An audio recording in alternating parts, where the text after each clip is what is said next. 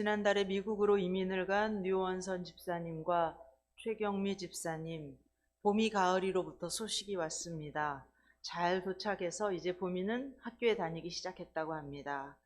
처음에 도착해서 어려웠던 점은 집을 구할 때 직접 가서 보지 않고 동영상으로만 보고 괜찮다 싶어서 렌트를 했는데, 아마도 전에 살던 사람이 집 안에서 담배를 피우는 사람이었던가 봅니다.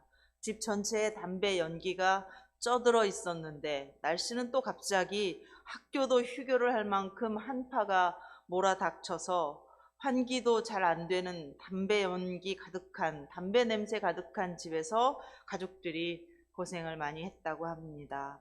이제 가을이는 봄이가 다니는 학교에 소속된 무료 유치원에 지원을 했는데 잘 돼서 4월부터 함께 다닐 수 있도록 기도를 부탁해 왔습니다.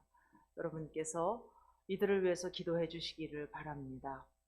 우리가 생활을 하다 보면 이론만 가지고는 안 되는 게 있습니다. 꼭 현장에 가서 봐야 할 일이 있습니다. 이론과 실제 이 두 가지가 합해져야 시너지가 일어납니다. 예배는 이론과 실제가 합해지는 현장입니다. 믿음은 말씀과 기도가 합쳐질 때 내 것이 됩니다. 말씀은 알고 있는데 기도를 하지 않으면 신학 박사는 될 수 있지만 능력이 없습니다. 기도는 하는데 말씀을 알지 못하면 비나이다 선무당이 됩니다. 오늘 본문은 말씀과 기도가 합쳐져서 내 삶의 능력으로 나타나는 현장입니다. 오늘 말씀 22절을 보겠습니다. 22절 다시 읽겠습니다. 예수께서 즉시 제자들을 재촉하사 자기가 무리를 보내는 동안에 배를 타고 앞서 건너편으로 가게 하시고. 아멘. 예수님께서는 제자들을 재촉하셔서 배를 타고 건너편으로 가게 하십니다. 재촉하다라고 하는 표현은 지금 이 사람이 뭔가 해야 할 일이 아닌 딴 것에 몰두하고 있다라는 뜻입니다. 예수님께서는 사람들의 무리 속에서 제자들을 떼어놓으시려고 재촉을 하시는 것입니다. 그 이유는 제자들이 예수님의 의도한 것과는 다른 것에 정신이 팔려 있기 때문입니다. 조금 전에 예수님과 제자들은 저녁 식사를 했습니다. 그런데 그 저녁 식사가 보통 식사가 아니라 그 유명한 오병이어였습니다. 지금 무리들은 예수님 말씀에 놀랐고 수많은 병자들을 고쳐주시는 그 기적에 이미 흥분이 되어 있었습니다. 그런데 거기다가 물고기 2마리와 보리떡 5개로 남자만 5,000명, 여자와 어린이까지 하면 10,000명이 넘는 사람들을 순식간에 배부르게 먹이시는 기적 베푸시는 현장을 보았습니다. 이쯤 되자 무리들은 난리가 났습니다. 이분이야말로 우리를 가난과 배고픔에서 해결해 줄 수 있는, 이 정도 능력이라면 로마 제국의 압제로부터 유대 민족을 독립시켜 줄 수 있는 유일한 정치적 메시아로구나. 이분이야말로 우리의 왕이 되어야 한다라는 여론이 들끓기 시작했습니다. 예수님은 죄 문제 때문에 십자가에 죽으러 오셨는데 무리들은 죄 문제에는 전혀 관심이 없이 당장 먹고 사는 문제에 집중되어 있는 것입니다. 이 분위기 속에 제자들이 섞여 있으면 예수님의 의중을 제대로 파악할 수 있겠습니까? 여러분 진정하십시오. 우리 예수님은 죄를 대속하기 위해서 죽으러 오셨지 왕이 되러 오신 분이 아니십니다. 이렇게 영적으로 분별할 수 있겠느냐는 것입니다. 오히려 제자들은 이 상황 속에서 유혹당하고 시험에 들 만큼 아주 위태로웠습니다. 이것은 인간 내면에 깊숙이 자리 잡은 권세와 부귀를 향한 욕망과 연결되어 있었기 때문에 예수님께서는 제자들을 아예 바다를 건너게 하심으로 무리들과 떼어놓으시려고 재촉을 하시는 것입니다. 22절 말씀을 다시 한번 읽어보겠습니다. 다시 읽습니다. 예수께서 즉시 제자들을 재촉하사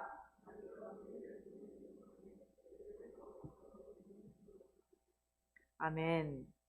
오늘 본문에는 즉시라는 단어가 3번이나 등장을 하고 있습니다. 그리고 그 즉시라고 하는 표현이 등장할 때마다 공통점이 있습니다. 3차례 다 제자들이 만난 상황이 긴박하고 절박할 때 나타나는 예수님의 행동을 묘사하고 있습니다.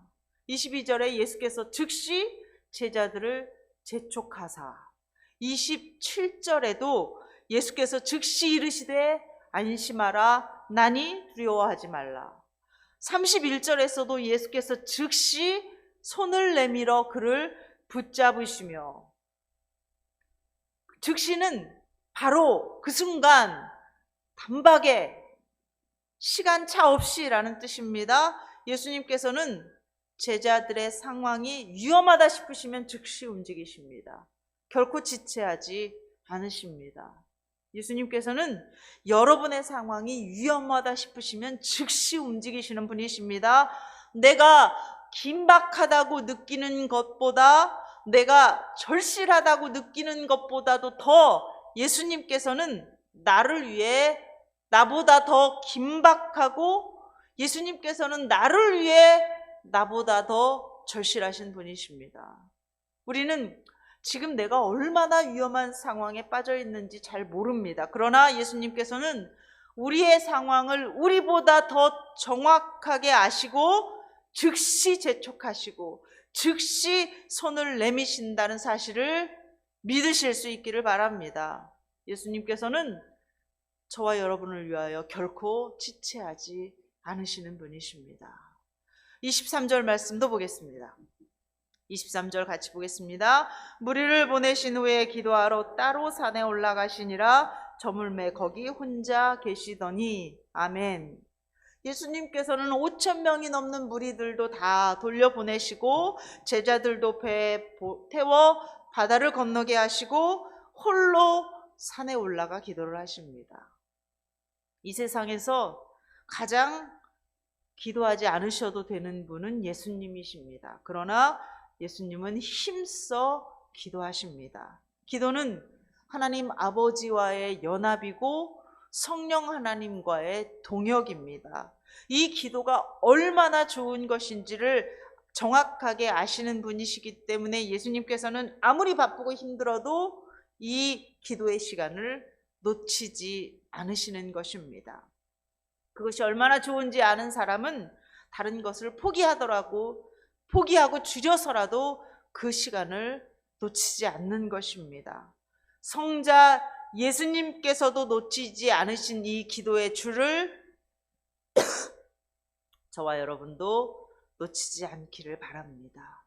24절 말씀 다시 읽겠습니다. 같이 읽습니다.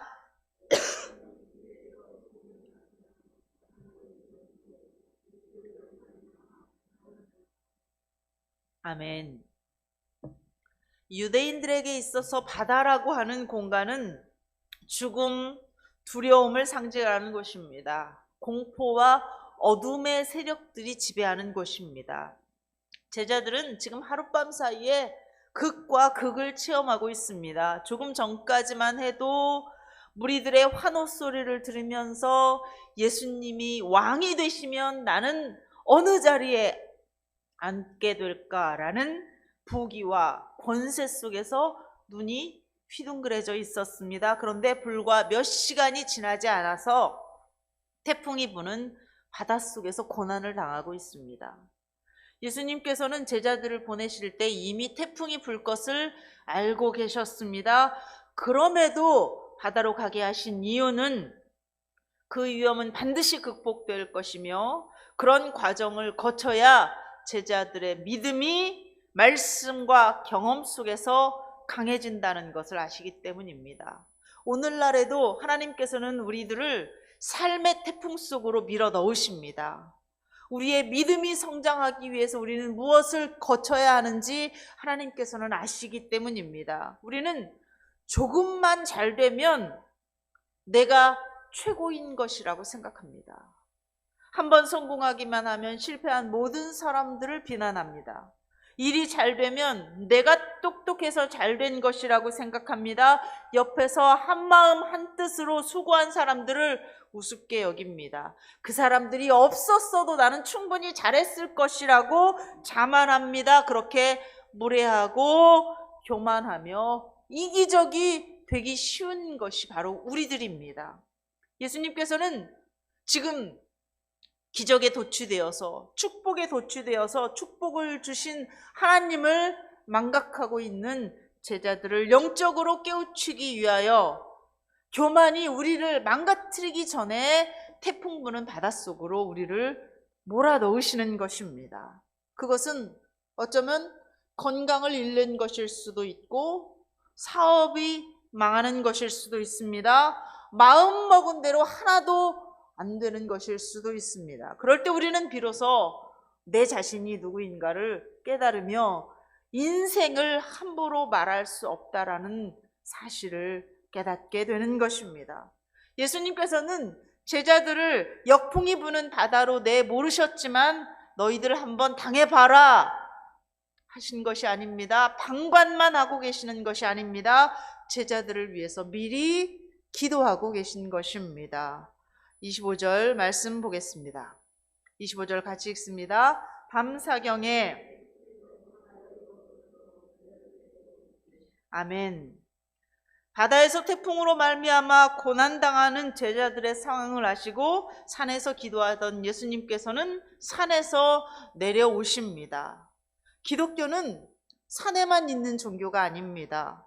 기도한 다음에는 기도했기 때문에 고난의 현장으로 들어가야 하는 것입니다. 예수님께서는 제자들을 위해서 기도하셨고 기도하셨기 때문에 제자들을 도와주시러 오시는 것입니다. 우리가 튀르키예 지진 피해 복구를 위해서 기도했기 때문에 오늘 직접적으로 도움이 되기 위해서 목적 헌금을 하는 것입니다. 기도하는 사람은 결코 방관만 하는 사람이 아닙니다. 기도하는 사람은 가장 현실적이고 가장 적극적으로 대응하는 사람입니다. 오늘 말씀에서 가장 어려운 부분은 예수님께서 산에서 내려오셔서 바다 한가운데 고난에 처한 제자들에게 오실 때 물 위를 철벅철벅 걸어서 오신다는 것입니다. 다시 말씀드리지만 유대인들에게 있어서 바다라고 하는 것은 어둠의 권세들이 지배하는 곳입니다.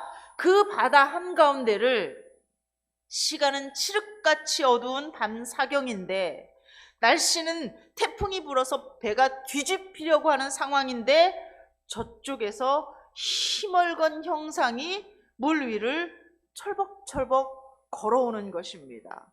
누가 봐도 유령이다라고 소리를 지를 수밖에 없는 광경입니다. 그런데 여기에 대한 예수님의 대답은 더 가관입니다. 27절 말씀 한번 보시기 바랍니다. 27절 같이 읽겠습니다.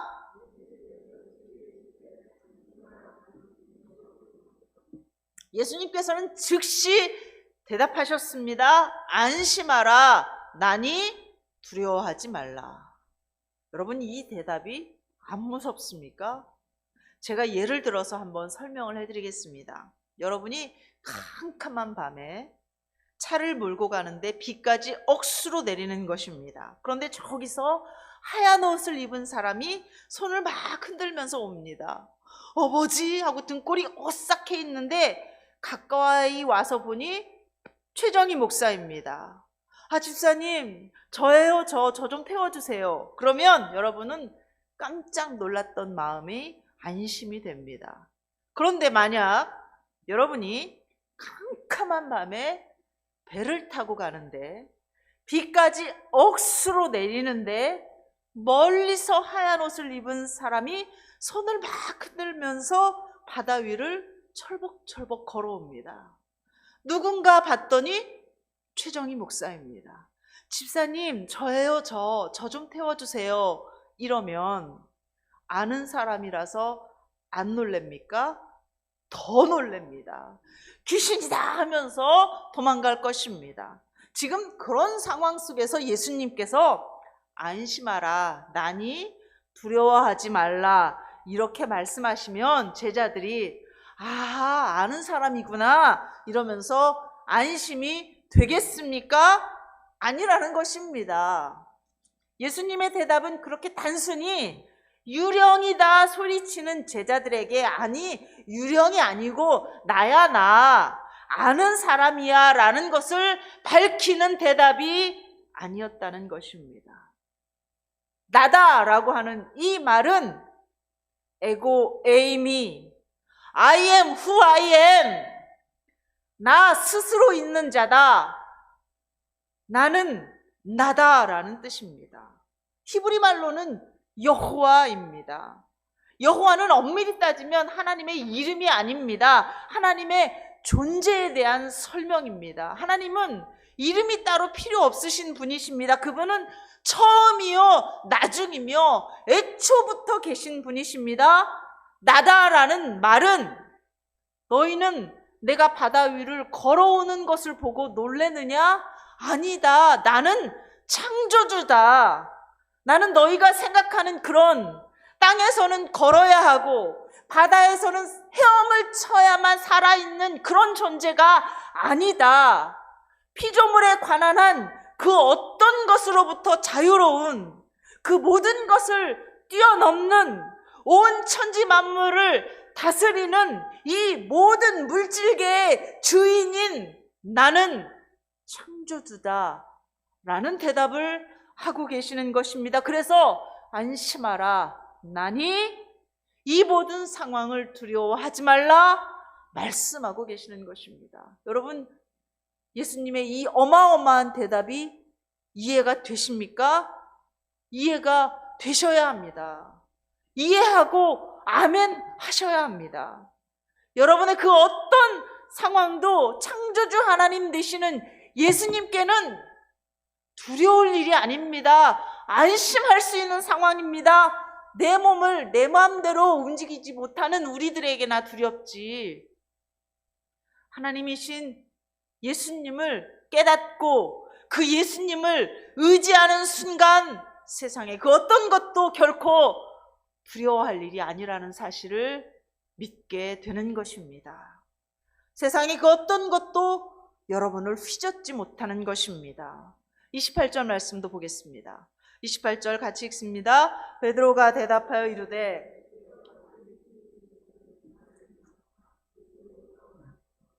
아멘. 베드로는 물 위에 계신 분이 예수님이라는 것을 알게 된 그 짧은 순간에 그곳이 물 위인지 땅 위인지 불가능한 일인지 불가능하지 않은 일인지 그런 것을 계산하지 않습니다. 배가 뒤집힐 것 같은 상황인데도 불구하고 내가 믿는 그 예수님이라면 그분이 말씀하신다면 나도 할 수 있다라는 생각을 하고 있습니다. 이런 발상도 정말 대단한 발상입니다. 그런데 예수님은 이 베드로의 겁없는 말씀에 날개를 달아주고 계십니다. 29절 같이 읽습니다. 29절 보겠습니다. 오라 하시니 베드로가 배에서 내려 물 위로 걸어서 예수님께 가되 아멘. 베드로는 물 위를 걸었습니다. 예수님의 오라 하시는 말씀을 듣고 물 위를 걸어갔는데 바람을 보고 무서워하여 바다에 빠집니다. 바람의 유력 앞에서 베드로는 곤두박질 쳤습니다. 이것이 첫 번째 물 위를 걷는 기적입니다. 그리고 바다에 빠져 들어가는 베드로를 예수님께서 즉시 붙잡아 주셔서 두 번째 바다 위를 걷는 기적을 경험하며 배에 다시 올랐습니다. 베드로는 두 번 바다 위를 걷는 기적을 경험합니다. 그러면 왜 첫 번째 기적에서는 바다에 빠지고 두 번째 기적에서는 바다에 빠지지 않았습니까? 기적을 경험하면 뭐합니까? 결국 바다에 빠지는데 그 기적이 무슨 소용이 있습니까? 여러분 바다에 빠진다면 여러분이 기적을 경험했는데 바다에 빠진다면 그런 기적 경험하고 싶습니까? 기적을 경험하면 뭐 하겠습니까? 교만해진다면. 기적을 경험하면 뭐 하겠습니까?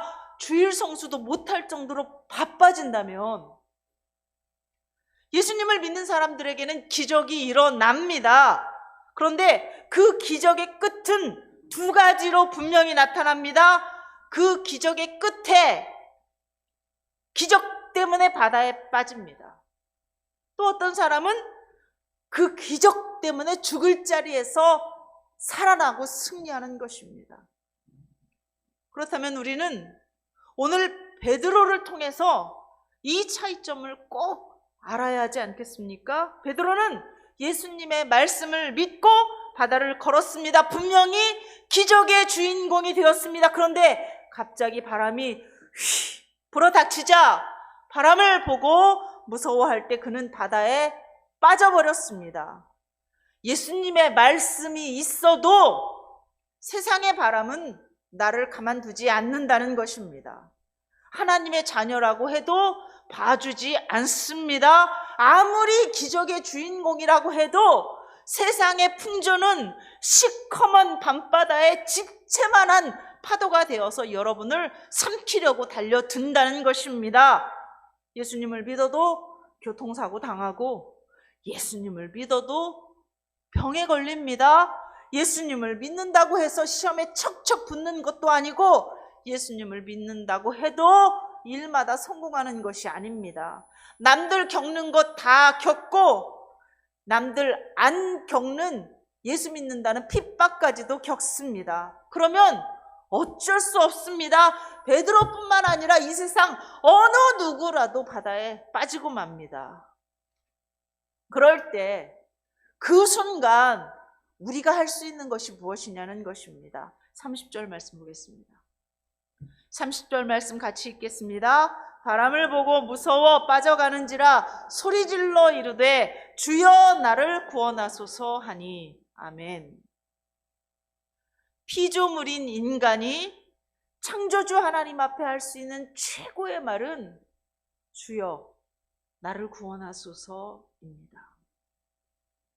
창조주 하나님이신 예수님께서 나다, 에고 에이미, 나는 나다, 나는 온 세상 만물을 지배하는 창조주 하나님이시다 라고 말씀하셨습니다. 그렇다면 피조물인 베드로는 바다에 빠져 죽게 된 이 절박한 긴박한 상황에서 누구에게 무엇이라고 말해야 하겠습니까? 주여 나를 구원하소서. 하나님 나 좀 도와주세요. 하나님 나를 불쌍히 여겨주세요. 나는 하나님밖에는 없습니다. 그거면 된 것입니다. 31절, 32절 말씀도 같이 보겠습니다. 31절, 32절 같이 읽습니다. 예수께서 즉시 손을 내밀어 그를 붙잡으시며 이르시되 믿음이 작은 자여 왜 의심하였느냐 하시고 배에 함께 오름에 바람이 그치는지라. 아멘. 창조주 하나님께서는, 예수님께서는 즉시 지체하지 않으시고 단박에 손을 내밀어 베드로를 구원해 주셨습니다. 베드로는 두 번째 예수님과 함께 바다를 걷는 기적의 주인공이 되어 있지만 여전히 바람이 불고 있습니다. 세상의 풍조는 그렇게 만만하지 않습니다.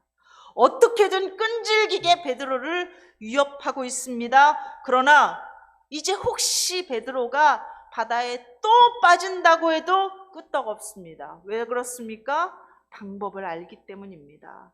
피할 길을 알기 때문입니다. 내가 믿는 예수님이 창조주 하나님이시라는 사실을 알았습니다. 내가 어떤 순간에 있을지라도 하늘이든 바다든 땅이든 바람이든 전쟁이든 기근이든 세상의 어떤 풍파든 어떤 가치관이든 어떤 환란이든 그것이 경제적 어려움이든 인간 관계이든지 간에 주여 나를 구원하소서 하는 순간 예수님께서 즉시 나를 구원해 주실 줄을 믿기 때문입니다.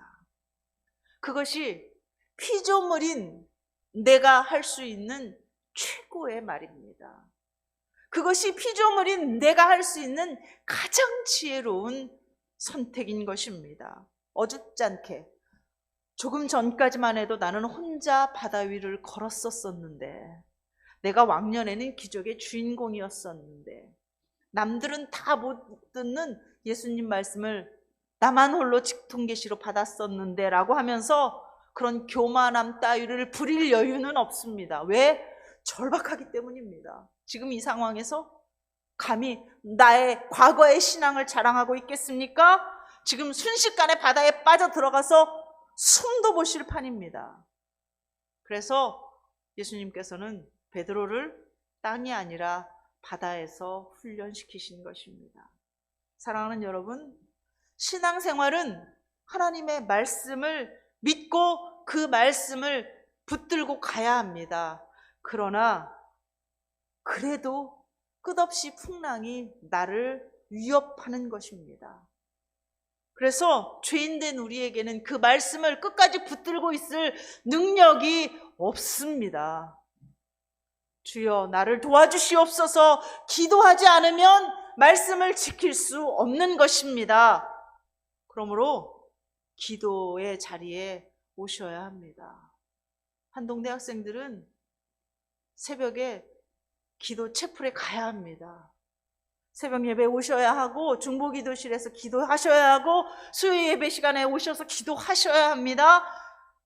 우리가 이 말씀대로 살아갈 수 있기 위해서 기도해야 합니다. 지난주 수요일부터 사순절이 시작되었습니다. 온 세상이 우리를 믿음에서 끌어내리려고, 어두운 바닷속에 빠뜨리려고 시시각각으로 집채만한 파도가 되어서 위협하고 있는 상황입니다. 이때 피조물인 우리가 할 수 있는 최고의 말은 주여 나를 구원하소서, 이 말씀입니다. 오늘 본문에는 설교 제목을 삼고 싶은 말씀들이, 단어들이 너무 많았습니다. 즉시라고 할까, 나다라고 할까, 오라라고 하는 예수님의 초청을 말씀 제목으로 할까, 아니면 주여 나를 구원하소서라고 할까, 배에 함께 오르다라는 승리의 마무리로 제목을 삼을까. 다 속속들이 깊은 뜻을 가지고 있고 그 뜻을 묵상하면 묵상할수록 힘이 되는 말씀입니다. 어느 말씀이든 성령 하나님께서 여러분에게 은혜 주시는 대로 그 말씀을 붙들고 기도하면서 기적의 주인공이 될 뿐만 아니라 살아서, 그 기적 끝에 살아서 승리해서 하나님의 영광, 하나님께 영광을 돌리는 저와 여러분이 될 수 있기를 주의 이름으로 축원합니다. 기도하겠습니다. 세상 만물의 주인 되신 하나님, 죄로 죽을 수밖에 없는 우리를 사랑하셔서 구원하여 주셨사오니 감사합니다. 하나님께서는 우리의 장점, 단점뿐만 아니라 모든 것을 아시며 우리에 대하여 가장 좋은 계획을 가지고 계시니 감사합니다. 우리보다도 더 우리에 대하여 간절한 마음으로 즉시 구원해 주시는 그 사랑을 의지하여 보게 하실 때는 보고, 듣게 하실 때는 들으며, 재촉하실 때는 부지런히 순종하게 하여 주시옵소서. 세상에 바람이 거세게 몰아닥치면 오직 말씀과 기도로 주님과 함께 걸어가며 배에 안전하게 오르게 하여 주시옵소서. 예수님의 이름으로 기도하옵나이다. 아멘.